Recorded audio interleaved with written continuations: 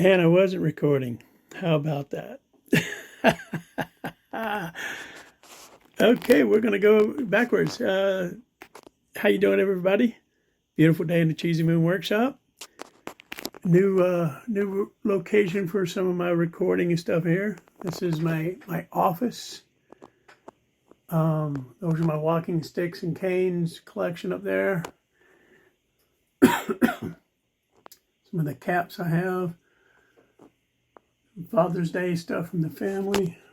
Let's see if I can dim or shut those lights off on the display. There we go. Excuse me.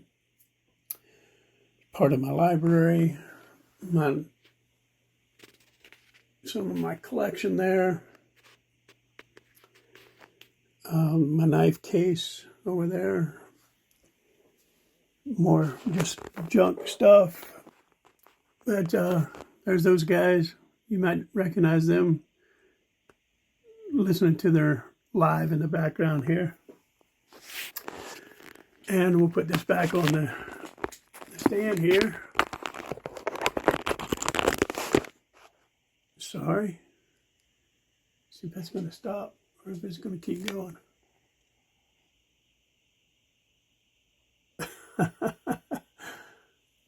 Technical difficulties at its finest. Nothing but the best here in the Cheesy Moon Workshop. See if we can get this squared away here.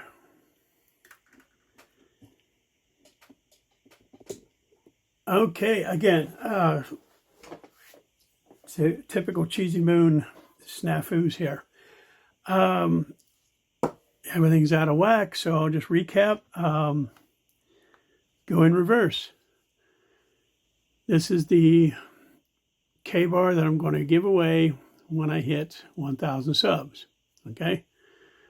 It had a leather stack handle. It had been chewed on by a dog. I replaced it with zebra wood and a Purple Heart spacer down the center there. It is wicked sharp. One of the best sharpening jobs I've done in a while. This knife I picked up for $10 on Neighborhood Market. It is a Colonial, and don't know that it's going to focus where you can read it or not. There you go. It says Colonial, Providence, USA. Very cheaply made knife for hollow plastic handles. I mean, I would not think to actually trust this as a user unless it was absolutely necessary. Okay. I talked about this knife. I showed a cleanup on this knife a week or so ago. A little Camillus Stagallon handles, cleaned up nicely, been used as a hammer. There's ding marks everywhere. But I made this leather sheath for it that I mentioned in that video. It's not the finest quality work you're going to find out there. But it takes that big knife out of my pocket and puts it on my side where it belongs. So that was the sheath I made for that knife. I talked about this knife that was in my father-in-law's dresser when he passed. And his kids, my wife's siblings and my wife said, here, there's some knives in here you might want. This Kenny Banks Corals broke stripping wire is written on this side of the box. And then there's, I believe it's Whitaker Supply, Tuscaloosa, Alabama. The zip code and attention David. Apparently it was either sent back and ended up in my father-in-law's possession or never made it, one of the two. But it's Uncle Henry, right? And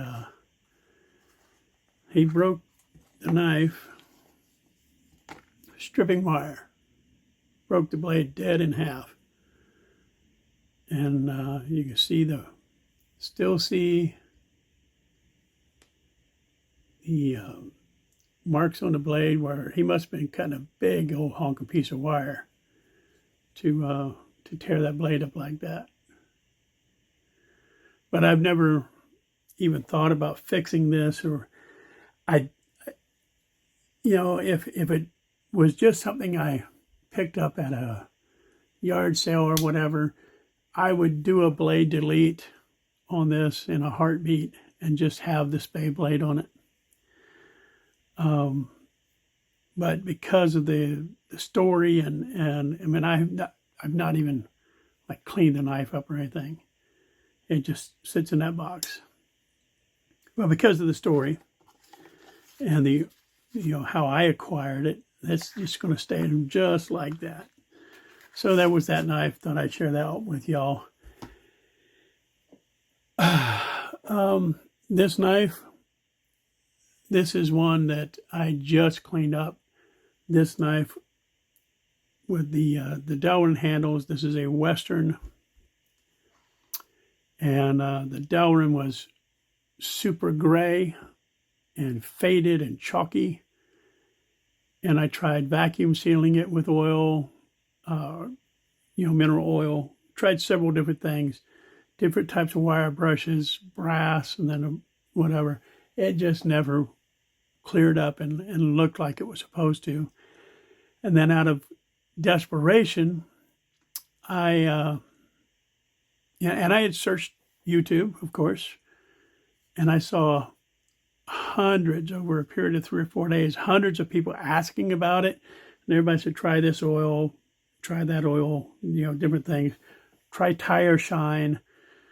All those sort of work for a while, but then it goes right back to being cloudy. I cleaned this knife up over a week ago, and I apologize for the lighting. Have to work it out. But it is, in my opinion, almost perfect again. I'll disclose the technique.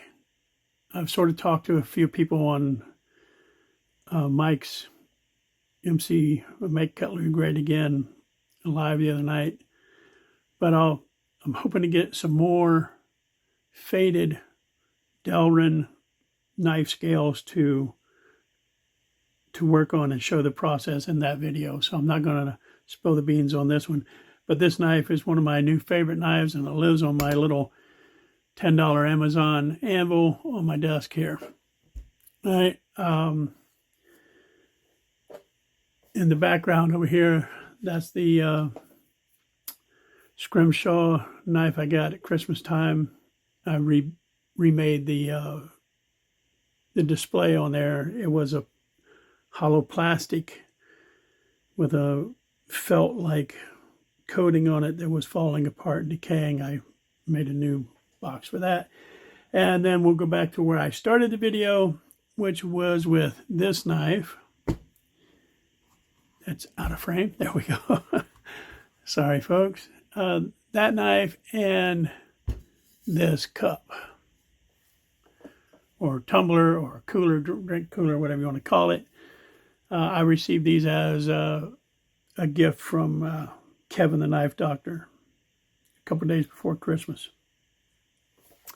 Pretty sure his cousin Rebecca did that knife, or that cup, I'm sorry. I'm thinking about that. But I also, excuse me, received this knife. This is not a Remington knife.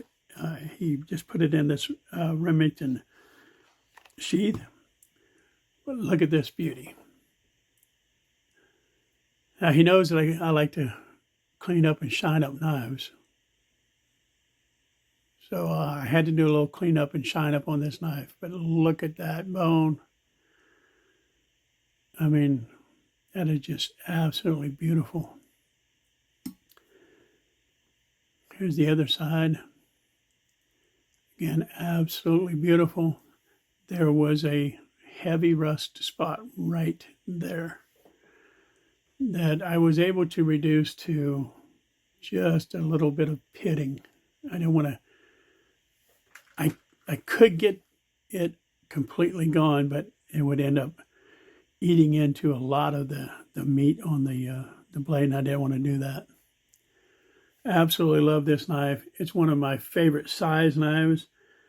I like I have large hands, and it fills my hand, which is nice. It has this little guard area there. I like that. It is that same size that I like when you're talking about a Mora knife or the BPS knife, the Banco, those small utility EDC type knife, camping knives, very manageable size. Absolutely love it. Made in USA. Baron Son.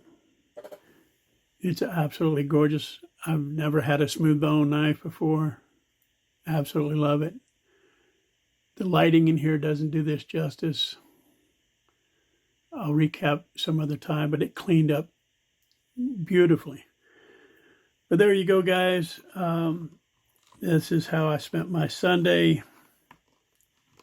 And I appreciate you. I'll get the lighting in here figured out. And we'll do some more videos in here in the upcoming near future. But again, thank you, Kevin. I really, really love those.